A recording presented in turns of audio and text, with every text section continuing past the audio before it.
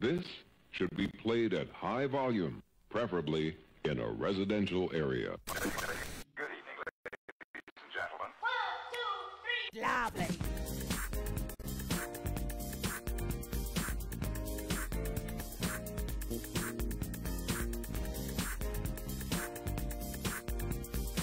Jos Notermans from the Schuilen Maastricht Museum, who will be telling us all about what the museum is about and how you can check it out. And, of course, we'll have our usual fun and games. So, hello everyone! Hello! Hey! Good evening everybody, welcome to the Maastricht edition. Here we are again on our fun Thursday evening with you. And, oh my goodness, the snow has gone. I know!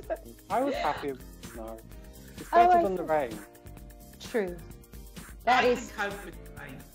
The wind I can't cope with, and the snow I definitely can't cope with. But I'm a happy bunny. The snow has gone. The rain came away and washed it all away. So I'm happy now. And this weekend, as Tracy will be telling us later, it's going to be hot, hot, hot. Hot, hot. Feeling hot, hot, hot. Oh, it's summer already. Absolutely marvellous. So, how is everybody? Are we all doing well this evening? Hanging in there. It's been one of those weeks. Oh, Matthew. Have you had one of those weeks, Matt? Oh, no. Well, your hair's looking good. Hair is looking fabulous. Yeah, that's working. You're rocking the hair. You're rocking the hair, so that's good. So this evening, as Matt said at the top of the show, we're going to be talking about air raid shelters this evening with Jos Notermans. He's going to be here later on. That's very interesting because there's stuff lurking underneath the city that we don't know about. We've got Edney, our photo competition winner. He's also going to be popping in to say hello to us. And we're going to be talking about creepy crawlies this evening as well, because I've got some interesting facts to share with you later in this day in history. And so before we go that far, I just want to ask you guys, are there any particular creepy crawlies that you do not like? Spiders. Spiders? Okay. Tracy? Yeah, I suppose I'm not a huge fan of the spider, but I don't kill them or anything. I'll just perhaps move them along and put them outside. It's probably for the rest I'm all right. I don't really mind. I'm not too scared of the creepy crawlies, actually. Mosquitoes, though, as well. I'm not really scared of them, but I hate them. Matthew, we've had this discussion before. Why mosquitoes tend to like us? We have a very tasty blood mosquitoes. And I reckon that's what it is. I wouldn't be a huge fan indeed, because I have the scars to prove it, that they find me rather safe. Yes. Me too. I get certain mosquitoes leave nasty big blisters on me. I think actually, considering how they like the three of us, maybe we should change this to the mosquito edition, because I like this idea. We could all wear one of those Australian hats from the movies with the corks around the front, and go underneath mosquito nets and spray ourselves with DEET. It would be a fabulous episode. Maybe excellent idea. How entertaining it would be. It's not going to help my ankles very much. No. But it's very interesting that the Mozzies is featuring high. What about you, Joe? Do you have a creepy crawly you don't like? Well, I don't think so. I mean, the spiders I don't have a problem with, to be honest with you. I know my mother, she can't stand them. She'll leave the house and not come back for a week if she finds a spider there. But me, no, I'm okay with them. And if I can, I will pick them up and I will put them outside. But I will be talking about a particular creepy crawly later that may change your mind, actually, because it's more about the volume of them. This could be one of many little creatures. Let's find out more. I shall be telling you more about that later. So we've got a very fun-packed, full evening this evening. So I reckon we should probably just crack on and find out about Matt's review, because while we have been doing this week after week and getting pretty, average to very good scores, it has occurred to me to try and find something that maybe Matt just really, really hates. And I'm failing miserably there so far. But maybe this week I may have found just the album. We shall see. Before we go any further, Jason's in the house. Hello, Jason. Lovely to have you with us. We love you. We miss you. I'm not going to get all emotional. Yeah, whatever. But I think he would like this album. That's why I wanted to say hello to Jason, because this week's review that I gave to Matt was AC/DC, Back to Black. My goodness, this is hardcore compared to all the other albums that we've got Matt to review. What did you think, Matt? Well, I should have admitted something before I listened to the album, which is when I was younger, I was a huge fan of Guitar Hero, the game. Do you know the game Guitar Hero? Yes! Guitar. So actually, I quite enjoyed that album. Joe! It's not fun! What you wanted, Joe, but I did enjoy it. Wow! Oh my goodness, are you telling me you've been playing air guitar in the kitchen while listening to this? Right, it's a bit dangerous with the knife, but you've got to bang it. Slayer or something, that might be a bit heavier, I suspect, no? Death metal or speed metal, Matthew. Oh, I know I look like your typical speed metal fan, of course, but this might be somewhere we could go in the future, Joe, for Matthew. Do you reckon? I actually saw a music documentary this week that was talking about women in the music industry, and there was a girl who was the lead singer of a thrash metal group, and I just couldn't believe the noise that was coming out of her, because she was this tiny little brunette with this whopping great big guitar, but she was screaming down the microphone. And I was just like, how is she doing that? And then they had a chat with her afterwards, and she was talking all very nicely and beautiful voice. It was like, oh, what's going on? Oh, goodness me.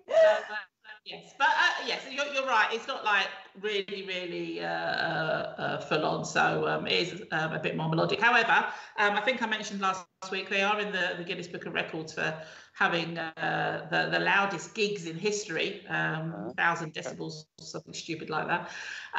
So as far as you're concerned, then this takes you back to your childhood when you were playing Guitar Hero. Is it nostalgic enough for you to maybe dip into it again? Would you continue on the AC/DC track? Yeah, maybe. I might check them out. I don't know. If I was in the right mood, yes. Okay, well, that's good. Okay, this is very positive. So how many Mats would you give it out of 10?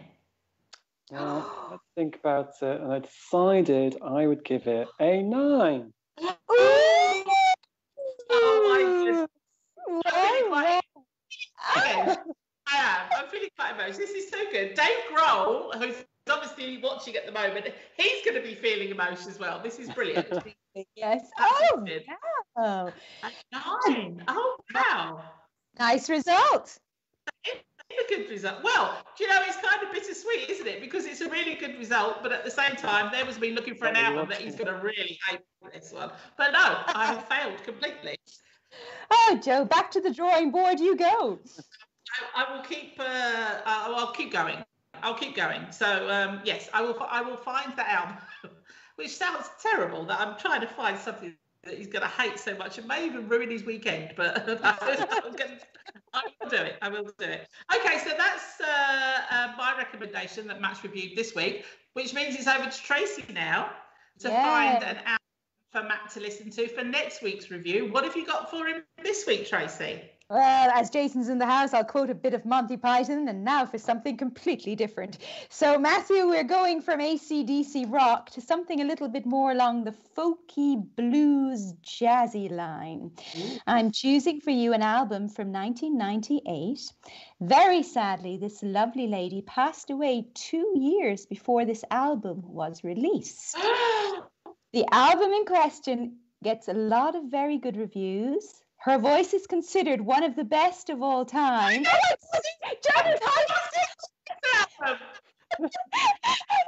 it's the right album, Joe. Matthew, for you for next week, I have chosen the album Songbird from Ava Cassidy. Do you know what? 2 years before. It's about weeks ago, 4 weeks ago, picking that out, and then I opted for something else. Really? Well, that's freaky. Well, there you go. One of my favorites, I must say, in my collection. So, yeah, very lovely album. I suspect you might like this one, Matthew. I hope. It's got well, what happened was she passed away in 1996, I believe, from a melanoma, a cancer that she had.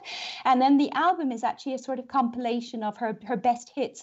And it was released posthumously. So it was released after she died in 1998. So there's no weird, freaky stuff going on there.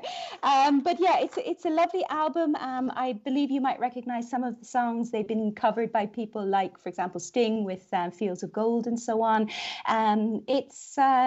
It's bluesy, it's jazzy, it's very emotive. She has a stunning soprano voice. It's a little bit of kind of religious, kind of gospel influence, a little bit here and there. But give it a listen. Songbird from Ava Cassidy. It's fantastic. It's absolutely fantastic. And before Sting starts complaining, it's actually Sting's song that she covered. Otherwise, he's sorry. You know what's going to happen? It'll text in, and then it'll all blow up, and we'll be in so much trouble. The problem is, I find her version much nicer, I must admit. Look, she has an amazing voice, absolutely amazing voice, and it's such a tragic story. She was on the circuit. She had a really big following, but she never really made it to big time. But she was playing all the clubs and stuff, and she was doing really, really well. And then, as Tracy said, she sadly died very, very young. She was only in her 30s, I believe.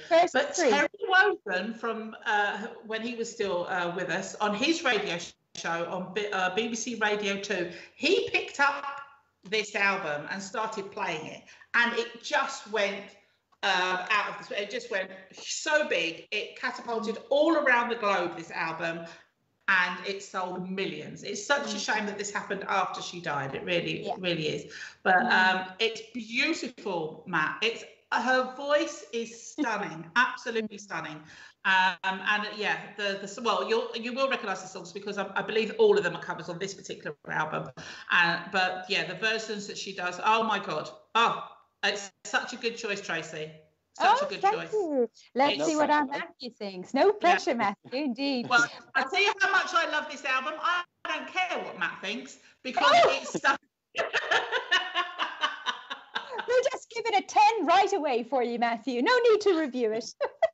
Okay. But I was trying to think how Matthew should be when he's listening to this album, because I think cooking might be a bit too distracting. Maybe sitting down with a cup of tea and kind of, it's not a very long album. There's only like 10 songs on there. So maybe just sitting down. Bath music would be good, yes. Well, I don't think I want to go into those kind of details, but anyway, that's a great album. We look forward to hearing what Matt has to say about that next week. I think it's probably time that we give our Edney a call. Edney Dos. No, let me get this right. Edney. Helene Santos. Santos, that's it. I get the Helena and the Dos round the wrong way. We're going to give him a call and get him onto the show because he is our photo competition winner. And you would have seen that last week we actually posted his winning picture onto our Facebook. And, hello. Hi. Hello. Hi. Good evening. Welcome to the show and a huge congratulations on being our photo competition winner. Thank you very much. I was so happy that I won this one. Such a great competition. Yeah, super great. Fantastic. It's a great photo and there's been loads of lovely comments coming through on social media. So it's well loved.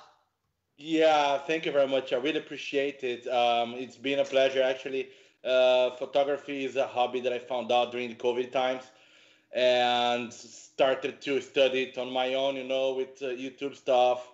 And as soon as I realized that I was loving it, because it's also a way to exercise myself, I challenge myself going to different places, far places, only buy food. So just walk over there, find a nice angle. So yeah, that's really great. Oh, that's lovely to hear. But listen, listen, we need to find out a bit about you, Edney. Yes. We can tell by your name you're maybe not from around these parts, and that accent gives it away as well. Where are you actually from? Yeah, so I was born and raised in Brazil. I'm from São Paulo, but I'm also Italian. My grandfather was Italian, so as far as I have Italian blood, I was granted the possibility of becoming an Italian. So I moved to Italy to make my Italian citizenship and then have access to Europe. And now I'm here in Maastricht, yeah. How did you end up in Maastricht? Yeah, well, I was applying to jobs. I found a very nice company in Sittard, which I was working into the last year.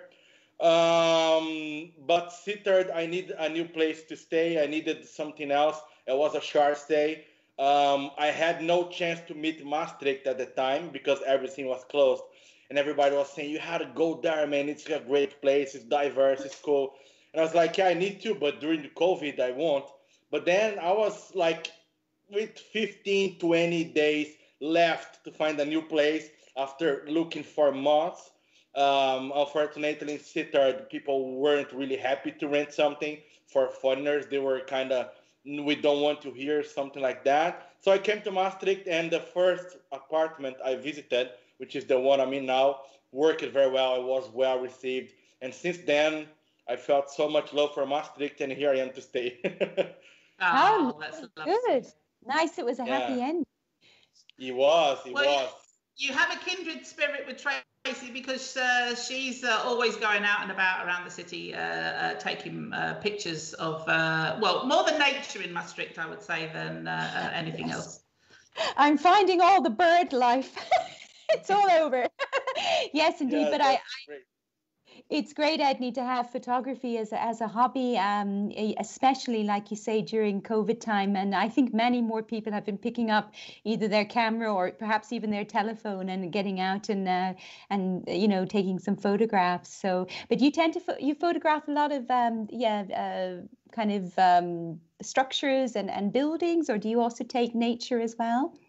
Yeah. Usually I focus more on architecture, streets, and urban passage and something like that.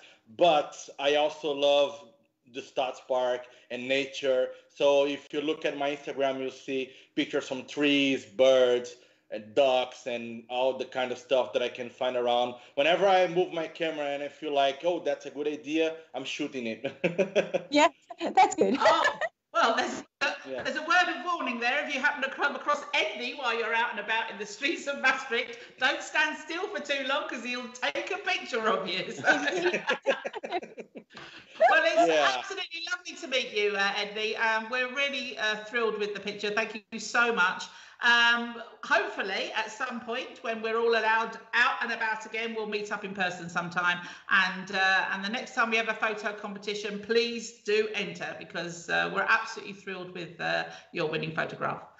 Sure, absolutely. It was a pleasure to get into the competition. I really loved it. And it's always a pleasure to present a little bit of Maastricht also to the people that don't live here, to the people that are from outside and don't know it.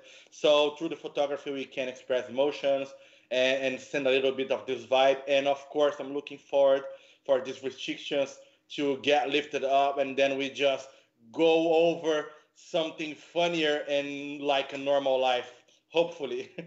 Indeed. Absolutely. Okay. We should also say a quick thank you again to the lovely sponsors of the lovely prize that Edney received as well. So we saw you passed by last week to pick up everything from Robert de Koning at Wainwinkel Week in Rekstraat, and I believe everything is going to good use so far. Yeah, lovely stuff. I love everything. I was so happy when I went there to grab the stuff on a Saturday morning, and it was super great, lovely people, amazing stuff inside. And yeah, unfortunately, I'm single, so I don't, I won't spend it so soon, especially with the COVID, everything's locked, but it will be here waiting for the right occasion, let's say. Well, absolutely. I tell you what, Edney, being single means you get all the wine to yourself, so that sounds like a good deal to me. Oh yeah, it is. You can bet it is. Yeah. And actually, it's International Wine Day today, so I'd say open that bottle and get stuck in. Cheers. Cheers. Thanks so much for Not a joining better us, way. Edney. Yeah. Thank you very much. Thanks a lot. Have a lovely evening and bye. Thanks. Bye. Ciao. Oh, Yeah, what a nice the idea guy. of having to share that bottle of wine, he's an amateur. That's all I can say. Amateur. And I saw the bottle that Robert kindly donated. It was a nice looking bottle of wine, I can tell you. So let's see here. Right, Joe, it is International Drink a Glass of Wine Day. Who comes up with these things? Who cares? I wonder. Yeah, well, I'm going to drink to that, obviously. Yeah, of course we will. Although Matthew's having beer today, but you know, It's in a wine glass by the looks of it, so that kind of counts. Oh, right, we're smaller. Oh, okay. Nice. I do want to say we've had a couple of messages come through that there might be some jittery pictures of this evening, so we are trying to rectify that this end. I hope it's not spoiling your viewing too much. But as it is, you don't really need to be watching us at the moment anyway, because it's time to relax. It's time to chill. We're going to put our feet up. We're going to enjoy our glass of wine on International Drink a Glass of Wine Day. It's a bit of a mouthful. And as we go into a zen-like state, it is time for This Day in History.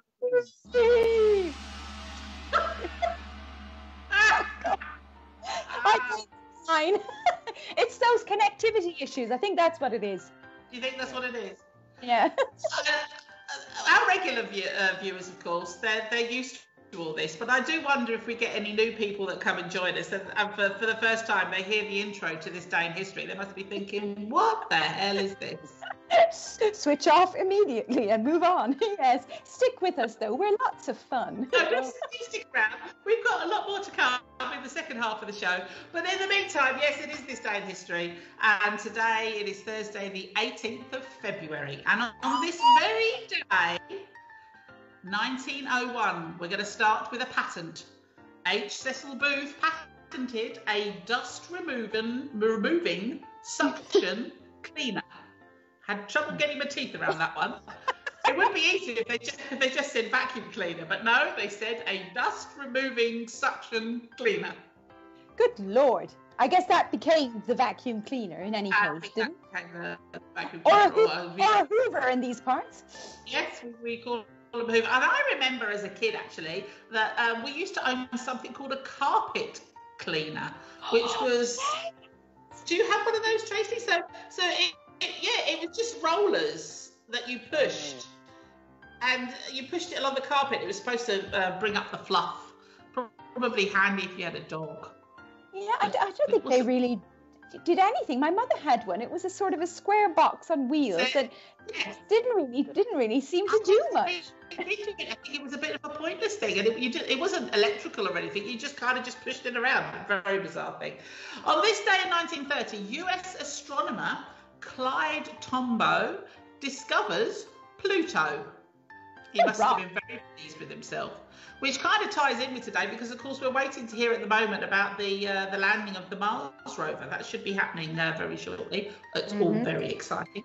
In 1968, on this very day, Britain commences a trial of year-round daylight saving time, as in 1 hour ahead. Well, it seemed to have caught on because we've still got it going on, and in fact there's been many discussions all throughout Europe as to whether we should keep it or not. They keep saying every year, we're not going to bother, this will be the last year, and then it's still here. So maybe we will have it next year, maybe we won't. In 1968, on this very day, David Gilmour joins rock group Pink Floyd, and in 1972 the California Supreme Court abolishes the death penalty. Hurrah! The following year, in 1973, a 54-kilo octopus measuring 7 meters across was captured in Hood Canal in Washington. 7 meters, Tracy. Yeah, that's a big octopus. That's huge. 54 kilograms. Do we dare ask what happened to the chap? I didn't find out. Lots of calamari. That's a lot of paella. That's squid. That's squid, Matthew. So no, Oops. we don't know what happened to it, but we do know that Matt doesn't know the difference between a squid and an octopus. In 1980, on this very day, Bill Wyman said he would be leaving the Rolling Stones in 1983. Well, he said that quite a lot. In 1986, the anti-smoking ad aired for the first time on TV that featured Yul Brynner. He died of smoking-induced lung cancer on the 10th of October 1985. Now, the reason I brought this up is, firstly, I don't remember seeing that ad, but he died in 1985, and I saw him in 1983 on stage in The King and I, which for me is, I did. It's one of the most amazing experiences of my life. It was at the Palladium in London. It was astonishing. I mean, the musical The King and I is just fantastic. The music is beautiful. The whole show is just astonishing. And Yul Brynner was in the stage version. He was in the film version. I mean, this was his main role for years and years and years. But yes, I saw him in 1983, and he was magnificent, absolutely magnificent. But 2 years later, sadly, he died. So it must have been a very, very quick illness, I reckon. In 2009, on this very day, English fantasy author Terry Pratchett receives a knighthood from the Queen at Buckingham Palace. And in 2000, sorry? Matt loves Terry Pratchett. Yeah, met Do him. you? Did you meet him, Matthew? I met him. He gave me his autograph. Oh, how old were you? Oh, I'm not sure. Teenager. Yeah, Right. so you were very excited. I was. Cool. I have one of his books, The Hogfather, which is on my to be read pile. Okay, I'm not a huge fan of Terry Pratchett, but I did used to enjoy whenever he was interviewed. He always seemed to be good value. Always seemed to be quite a good bloke. In 2013, on this very day, $50 million worth of diamonds was stolen in an armed robbery at Brussels Airport in Belgium. Ooh. That's a lot of diamonds. And in 2014, Netherlands sweeps the medals in the men's 1,000-metre speed skating at the Sochi Winter Olympics. There's been a lot of skating that's been happening up until the last few days, of course, all over the Netherlands. The Dutch do love a skate. As soon as those canals are frozen, they're there. There were people skating on the park little lake in Maastricht. Oh, you can't stop them. You can't stop them. Cycling and skating. That's it. Yeah. They're all over it. They're all over it. In 2019, on this day, British parliamentary committees issue a scathing report on Facebook, accusing the company of breaking privacy laws, calling for new regulations. Well, rather coincidentally today, Australia has stepped in and has told everybody in Australia, you will not be receiving any news on Facebook. There's a big controversy over this. So, yeah, maybe something's going to be happening worldwide with that now. Try to stamp down on fake news. So, yeah, it's something to watch out for. And finally, keeping with the creepy crawly theme, on this day, last year, swarms of desert locusts affecting East Africa reached South Sudan, threatening a food crisis. Now, this pricked my interest, and I was like, well, what is it about locusts? Well, I'm going to just give you a quick rundown of what a locust is. It's actually a very special kind of grasshopper. Now, there are hundreds of species of grasshoppers, but there's a small handful of them that we consider as locusts. Now, what makes a locust a locust? It comes down to a superpower possessed by locusts that enables them to go through a remarkable metamorphosis. Most of the time, locusts exist in their grasshopper phase and they just live solitary lives on their own. But when environmental conditions are just right, which means usually a lot of rainfall and moisture, something dramatic happens. They increase in numbers, which means they can sense more of them around. And then they have this remarkable transformation. They change their physiology, their brain changes, their coloration changes, their body size changes, and instead of repelling one another, they become attracted to one another, and then they start to come together and march together in a coordinated formation across the landscape. Good. How bizarre is this? Quite bizarre. I know. Well, get these numbers, if you will. The swarms are gargantuan masses of tens of billions of flying bugs. They range anywhere from a square kilometre to up to maybe 35 square kilometres or more, with 40 million to 80 million locusts packed into a square kilometre. Oh. One swarm was reported to be 60 kilometres wide, which would blanket like the whole of Paris 24 times over. I mean, it was just massive, absolutely massive. And they go around just eating everything that they come across. They just they fly. They can fly hundreds of kilometres in a 24-hour period. They see something they like, they start chomping on it, and they can consume as much food as would be eaten by 35,000 people in a single day. They only weigh about 2 grams each, but they can eat their whole body weight easily in a day. I mean, it's astonishing, absolutely astonishing. Very, very bizarre. I know.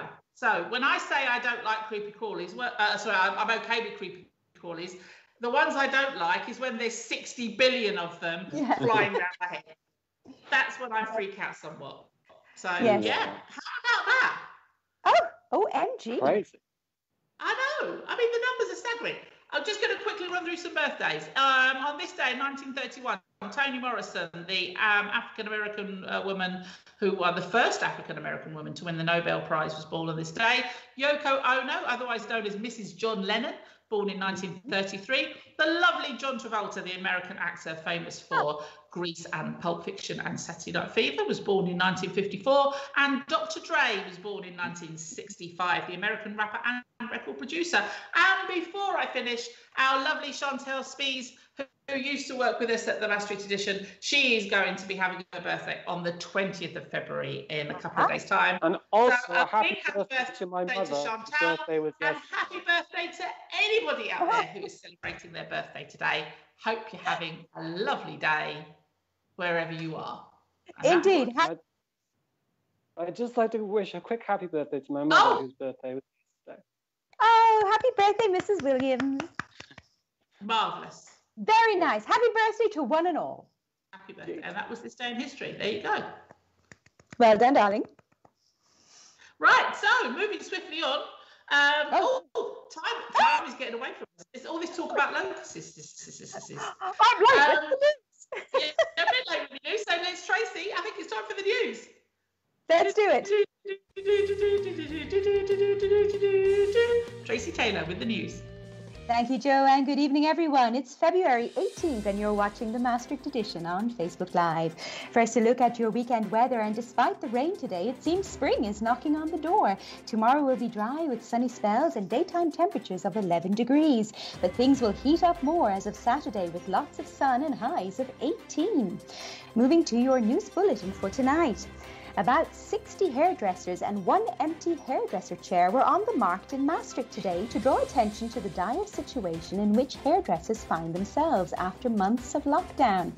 It's not only the closure of salons, but the fact that the promised financial support has still not been transferred. In Limburg, the situation is all the more complicated because hairdressers in Germany and Belgium have begun opening again. Arriva will run its buses by an adjusted timetable as of February 21st. This is because fewer passengers are using public transport due to the lockdown. Please be sure to check their timetable if you are planning any necessary journeys. The students and staff of Zuid University of Applied Sciences have been asked to be alert when receiving and opening emails, attachments and links at the educational institution. The warning comes following cyber attack that took place last week at the Netherlands Organization for Scientific Research, the University of Amsterdam and the Hogeschool van Amsterdam. And as of yesterday, the new Co-op supermarket opened its doors on the Sint-Pieterstraat in the Jaker quartier in Maastricht. The location had long been disputed due to a fear of a loss of turnover for smaller businesses and a general nuisance for residents in the area. Moving to national news, and the coronavirus curfew continues to remain in place until tomorrow's appeal. Earlier this week, a court in The Hague had suspended the ruling that the curfew must be lifted. All this comes after the district court ruled that the curfew was illegal because of its impact on freedom of movement. And custom officers intercepted a batch of 1,329 kilograms of cocaine in the port of Rotterdam on Monday. The drugs were hidden in plastic bags between coffee beans in a container from Brazil and had a street value of over 99 million euros. Moving to international news, and protests in support of a jailed Catalan rapper have descended into violence, with police and demonstrators clashing in Madrid and Barcelona. Dozens have been arrested. The protests erupted after Pablo Hasél was jailed for tweets insulting the police and the Spanish monarchy. And Australian Prime Minister Scott Morrison has described the decision by Facebook to block all media content for users in Australia as arrogant. The move by the social media giant is an escalation of a dispute with the government overpaying for content. And Britain's Duke and Duchess of Sussex are due to take part in an intimate conversation with Oprah Winfrey on the US television show next month. The 90-minute special with Prince Harry and Meghan Markle will air on March 7th. And finally tonight, 7 months after blastoff, NASA's Mars 2020 mission will have to negotiate its shortest and most intense phase today. The phase is also known as the 7 minutes of terror. The Perseverance rover will take 7 minutes to land on the planet's surface at nearly 20,000 kilometers per hour and then has to hit the brakes. Touchdown on the Jezero crater is scheduled for 9:55 p.m. Central European Time. And that's it for tonight. For more local news, you can follow RTV News in English on Facebook and Instagram. If you are a local business, be sure to check out the Support Your Local Business South Limburg Facebook page, a joint initiative between #Maastricht and the Maastricht Edition. And if you want to discover events, concerts and cultural activities going on in Maastricht and the surrounding areas, head on over to the website of our partner, maastrichter.com, to check out their awesome calendar of events. You can also follow them on social media. And don't forget that you can always find us on the Maastricht Edition Facebook page, on our YouTube channel, on Redbubble and on Instagram. For all the details, check out the maastrichtedition.nl. Lovely stuff, Tracy. I happened to notice today, actually, that there's been a lot of action on the Support Your Local Business South Limburg page in the last few days. Lots of people posting. So if anybody out there hasn't joined that page on Facebook, then head on over to Support Your Local Business South Limburg group and come and join us. There's lots of posts going on all through the day from various businesses telling us about the special offers, delivery times, opening times, all kinds of stuff. Adina's in the house. Hello, Adina. Nice to have you with us. And Katerina, she's very impressed with the Locust story. Who knew? And we've got Jos Notermans in the house. Good evening. Good evening. Hello, welcome to the show. Sorry? Welcome to the show. You can hear me? Yes, we can hear you perfectly. Okay. You look fantastic. Okay, thank you. This is all good. Same to you.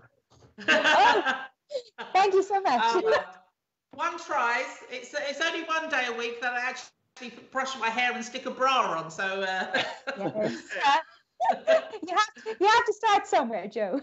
Yes, you have to start somewhere, exactly. So the reason you're here, Jos, is because you're going to be talking to us about air raid shelters. Now, this is something that I know Matt's been in contact with you about this, and I was a bit astonished when I found out. He said to me, "Oh, Jos is going to come on and talk about air raid shelters." You're like, yeah, what? It's all a bit confusing to us. Maybe you could give us a bit of background about the museum you're involved with and how this has all started. Yes. Yeah, it's about air raid shelters indeed, and we have a very small museum in Maastricht that is dedicated to air raid shelters, and it is in an underground system of mining galleries that date from the fortress of Maastricht. So it's a bit of a complicated story. In the 18th century, the fortress of Maastricht had mining galleries, and they made up a part of the defense of the fortress, the underground defense of the fortress. And when the fortress was abandoned in the 19th century, they broke down most of the defensive works, and the mine galleries remained underground. And then in the 20th century, the first decades of the 20th century, they started building houses over that. And then when the Second World War came, people in that quarter of the town remembered those galleries and had the idea, well, we need shelters to be safe from the bombing of the war, and why don't we go and find those galleries again? And that's what they did. So they dug in their gardens and in the streets. And during the Second World War, they made a lot of entrances to the old galleries that, in fact, were still there. And they used them as air raid shelters during the Second World War. And you must know that the total system of galleries is about 12 kilometers long. And they made long benches in all the galleries because they're not very wide. They're about a meter wide and about 180 high. So what they did was they made very long benches in all the galleries. And in fact, you could have 12 kilometers of people sitting next to each other underground. And that's at the end of the war, there was space for about 25,000 people there to come down into the galleries when there was an air raid alarm. So that's my goodness, first part of the story. Claustrophobic just listening to this. Yes, it was very, I think it's claustrophobic. And of course, there was a problem with ventilation. So it was not a very fine place to stay, but it was safe. So people stayed there when the air raid alarm went off. So everybody came down into the galleries and sat there for an hour or a couple of hours. And after that, of course, they went upstairs again to their homes. So that's the first part of the story of the air raid shelters in the Second World War. The second part is that they also used part of the galleries again as shelters during the Cold War. So that's in the 60s until the 80s. And the big difference between the Second World War and the Cold War, of course, is that during the Second World War, they were really used. People went, and they were really necessary because in the quarter of the town above the galleries, a bomb fell in 1941. 25 people were killed. So it was really necessary to have air raid shelters in those days. And in the Cold War, they mainly made preparations for air raid shelters. And our little museum consists of 2 rooms. And I think after what I told you now, you will understand that one part of the exhibition is dedicated to the Second World War. And the other part of the exhibition is dedicated to the Cold War. So that's basically what it's all about. It's 2 rather big rooms underground.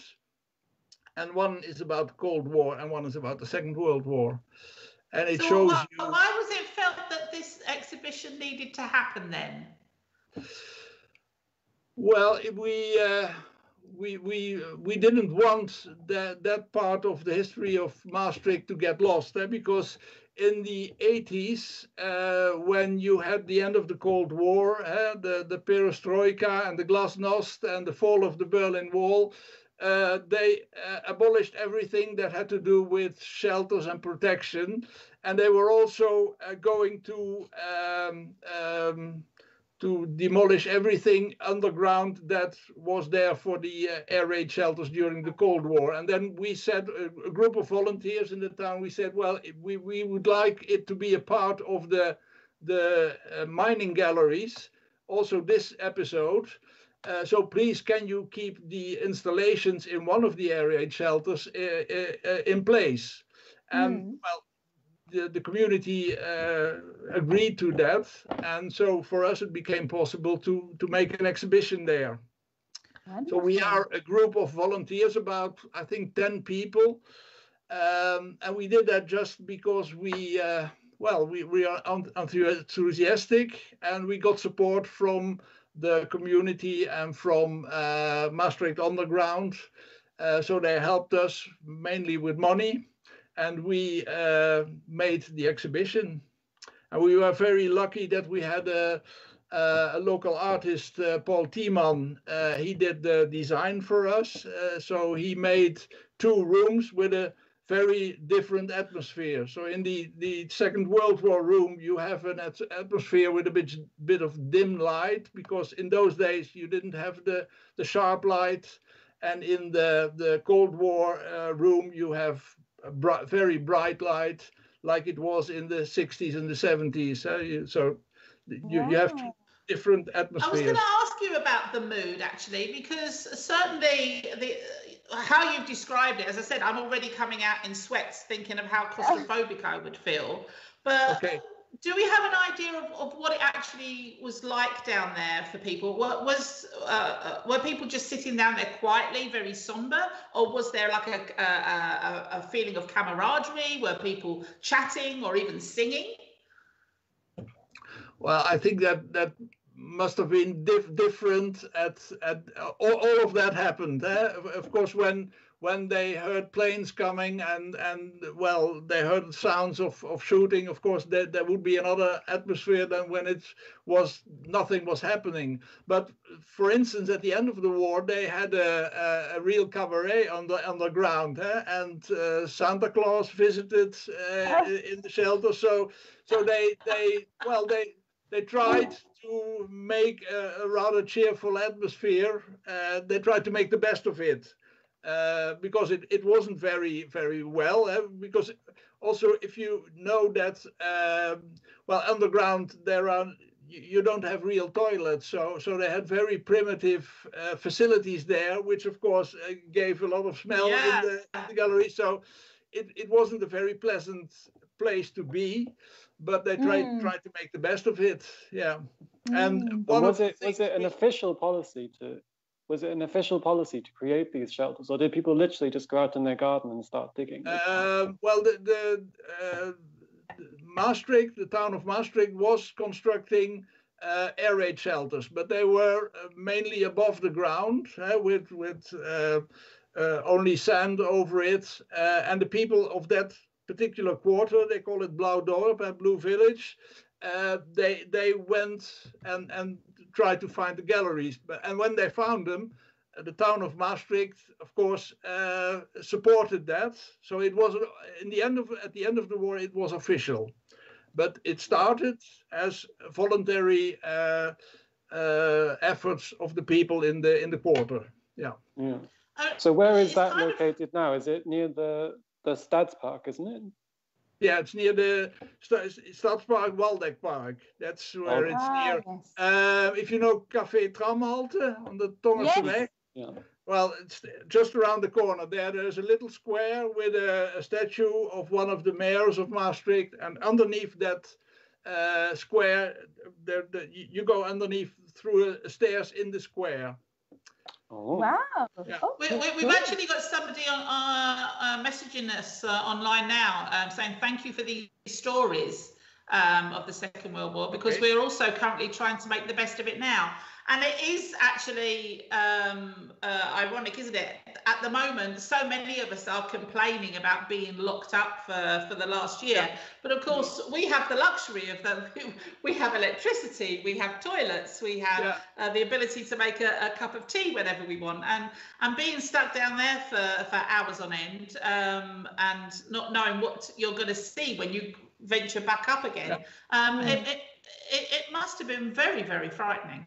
Yeah. But one of our volunteers said at the beginning of the crisis now, the difference is, on the other hand, that during the war you could find a shelter, and now shelters don't help. You can go into the shelter, but well, you still come out and are still in the middle of the epidemic. So that's the other side. Yeah, shelters are not good for germs. That's for sure. So if people want to come along to the exhibition, how is it working at the moment with the restrictions that are going on?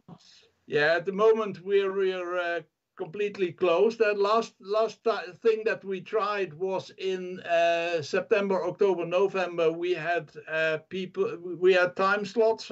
We had 2 people per 15 minutes that went in. Because it's not too big, and we don't want too many people on the ground. And as soon as I think the regulations and the restrictions are lifted, we'll try to start up again. And we have a website. It's www.schuilen.com. And on that website, you will see when we will be open again. And I think we will start again with time slots. You have to make a reservation, and then you have the time to visit. And of course, we hope that soon everything will be normal and that we just can say, please come and visit our museum. But we think that we'll be starting up very small with time slots like we ended in November. Yeah. Well, I'm sure it'll be a fascinating visit, and I'm sure also it'll put things a bit in perspective as far as how we're living our lives at the moment. Yeah. Thank you so much for joining us this evening. It's been so interesting. We hope that you're going to be open again soon, and I hope many visitors, also English-speaking visitors, will come. We're prepared for that. Excellent. Excellent. We'll put all of your details on our social media at the end of the show, and we hope to see you again sometime soon, Jos. Thanks ever so much for joining us. Bye-bye. Thank you. Take care. Bye-bye. Bye-bye. Thank you. Yeah, it really does put things in perspective, doesn't it, guys? I've actually been to the museum. Oh, you have? I have, yeah, a long time And how did you feel when you went in? It is quite claustrophobic, but it's also, you know, like when you go in a cave and it's really moist and it feels quite like... Yeah, there's a certain, like, a bit oppressive. You can imagine, like, I wouldn't want to stay in there for hours on end, like, sitting on the bench, because it is very narrow. Like, the bench is, about, I don't know, 15 centimeters wide or something, and then the actual whole tunnel is only about, I don't know, 60 centimeters or something. So it's very tight. I mean, very small and cramped. Yeah. Yeah, if there was like 25,000 people sat next to each other, I can't imagine. Honestly, it makes me feel queasy. Yeah. But it's very, I'm so glad that this group of volunteers got together, though, to preserve this piece. I think it's still very important to remember these historical things, even if they were connected with, you know, bad moments and all the rest of it. But it's really good on them. Well done to them for. It was right underneath your feet, and you had no idea. There you go. Yes, exactly.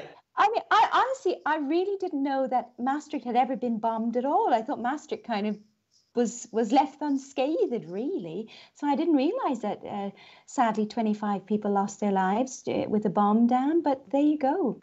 But very interesting. Honestly, people like Jos just marvel me that his fabulous level of English and the way he can come across with this really engaging story. I do hope that they can open again soon, even if it is with restrictions, and that people will go along and support and learn a little more about the history of the city. Yeah. Well, we shall put all of his details all over our social media, as I said, at the end of the show. So you'll be able to check out the website and keep up to date with what is going on over there. Before we move on to Matt going Dutch, I wonder if somebody would like to ask me a quick question. I'll do it. Go on then. So, what do you know this week that you didn't know last week? Oh, Tracy, it's so funny you should ask me that. I found out this week that because the moon is moving further away from us, the Earth will cease to experience a total solar eclipse in 563 million years' time. Okay. Right. Well, it's good to know. I'm not going to bring it to the forefront of things to worry about for the time being. I have one. You have to ask me. I have a I'll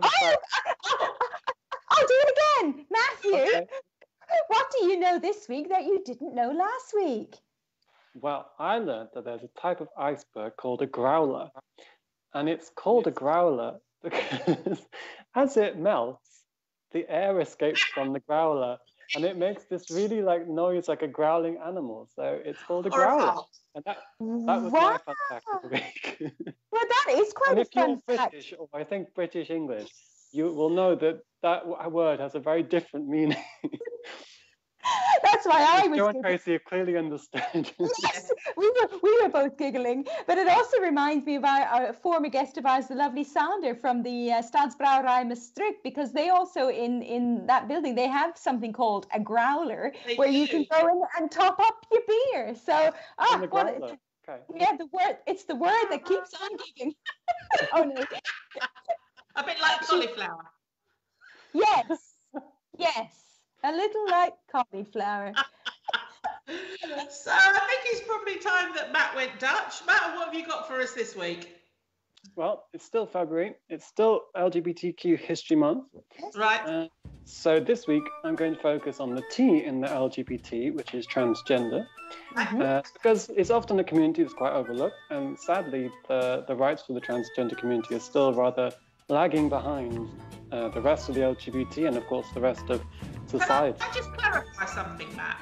The term transgender, for those who are not completely clear on it, does transgender mean that somebody has actually physically changed their sex, as in had the operations?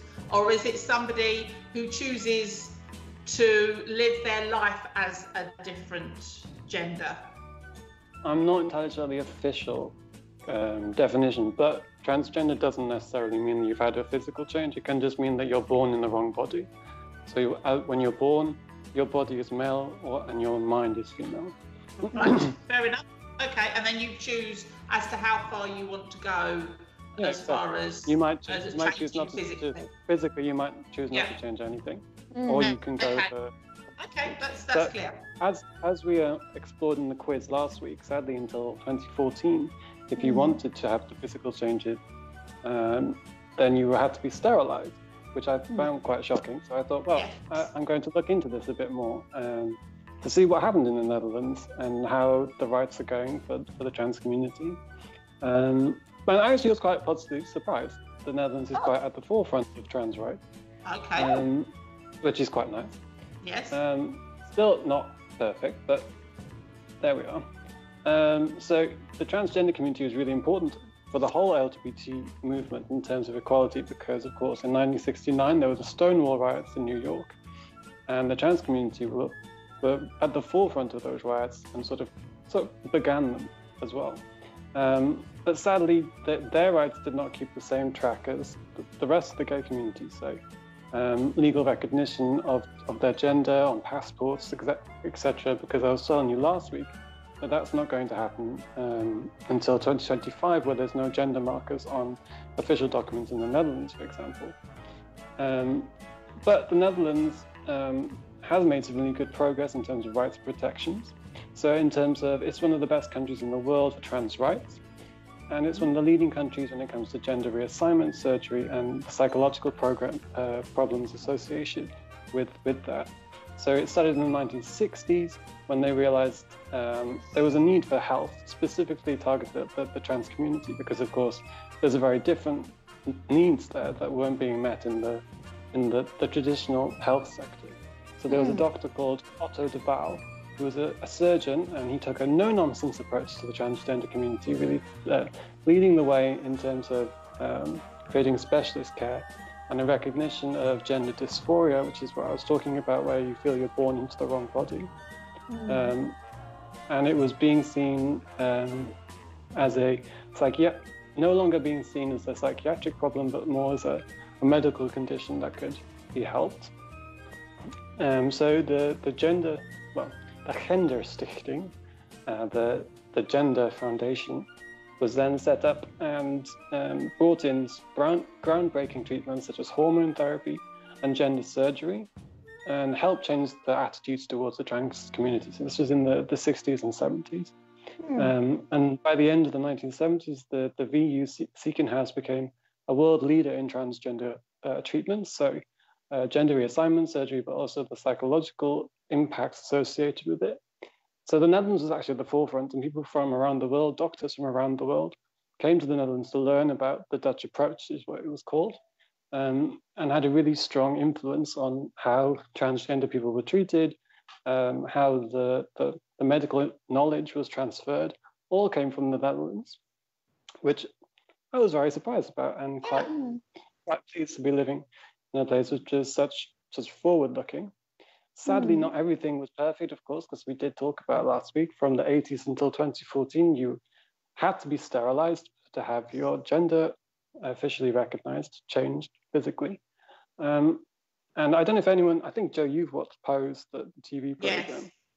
And I think for me, watching that was the first time I really understood what was going on in the trans community, about the background and the story. Before that, I didn't really know much about it. So I really recommend, actually, everybody should watch Pose. It's an amazing program. It's a really sad story, it's a really powerful story. And it really gives you a good background about what's going on in the trans community and why it's really important to support them in their fight for equal rights. So yeah, excellent. that was interesting stuff. Very, very interesting. It's it fascinates me actually when you look at countries throughout the world, how varied stages they are as far as progress is concerned with these matters. You'd think, in 2021 we would all be living in sweet harmony and be a bit more forward thinking, but there are some countries, if you are from the LGBT community, you just don't want to go to, and it's even as a woman you wouldn't want to go to, just full stop. But add the LGBTQ community as well. I mean, it's so sad that we're still living like that in 2021. Yeah, and if you watch programs like Pose, which I think is set in the 80s, early 90s, and you see that these trans women are being murdered quite often. It's not unusual. It's a normal part of the society. And sadly, that still happens today in America. They're one of the highest at-risk groups being murdered every week. So it's terrifying. As I said, it's kind of frightening. That's for sure. I actually said to a friend of mine a couple of weeks ago. I'm not quite sure what the definition of civilization actually means. I think we're going backwards as far as going forwards with it. But anyway, thanks again, Matt. Interesting stuff once again. We are coming towards the end of the show, but before we go, of course, I think it's time for some titty bitties from Tracy. Well, okay, I do have some titty bitties for you this evening. Very quickly, as we really talked a lot this evening, didn't we? We covered so much. Well, let's go with an old favourite. Today is February 18th, and it is International Drink Wine Day. Hurrah! Hurrah! Cheers! Right now. So get ready to unwind with a glass or two of your favourite Cab Sav or Chardonnay. It seems that wine has been a staple in human culture since its invention in 7000 BC. Oh, it's been around a while. Okay. I like the idea of this. Some ancient societies enjoyed their wine so much they worshipped it. Oh, yes, well, I'm with you there, yes. Indeed. However, it's not very clear yet who was the first to ferment the grape. The process of making wine hasn't changed all that much. So grapes are crushed, pressed and fermented, and the mixture is sealed into barrels. The mixture is aged and then bottled. But it's things like soil and temperature and weather that affect the way the grapes grow that make all of the wines so unique and special. So to end on a high note, use this National Drink Wine Day to try a new bottle and relax with the knowledge that you are celebrating a long human tradition. Oh, well, yes. That's worth supporting, isn't it? I mean, cheers. This very weekend, of course, with the weather being so nice, I suspect some of us might actually end up sitting on our patio having a little cheeky glass of something on Saturday. So I'm all for that too. I tell you, 19 degrees with my Irish skin, I'm going to have to get out the sun cream. I fear you're too white at the moment and you may reflect the sun, Tracy. I will do, actually. I shall be prepared. But indeed, very nice to have perhaps a glass of patio wine, as Joe calls it, and to just enjoy some good vibes from the sunshine. So we may still be in lockdown and everything else, but at least... into contortions and tie ourselves in knots. Fabulous. Have a lovely weekend. Enjoy the sunny weather. And we shall see you again next Thursday. It's been a pleasure to have you here. We'll see you next week. Take care now. Bye.